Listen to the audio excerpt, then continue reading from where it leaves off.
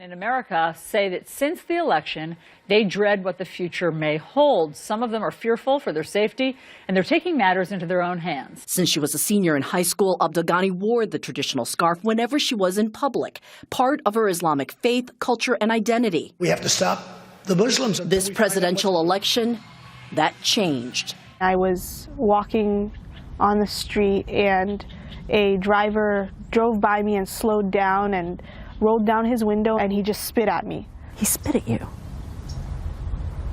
Yeah.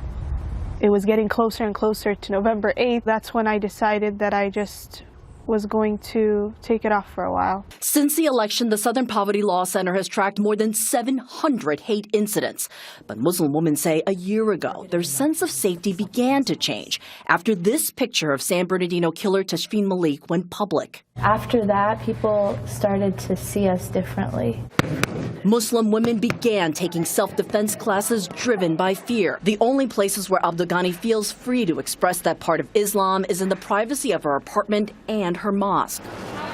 To the incoming Trump administration, this young Muslim woman has this message. When you hold that kind of position and you think it is okay to make these racist, Islamophobic, sexist statements, there are people, unfortunately, as crazy as they are, who look up to you, and they will follow you, and they will act out in response to what you're saying. It's an interesting story. Maybe there'll be a movement where people wear the headscarf in solidarity.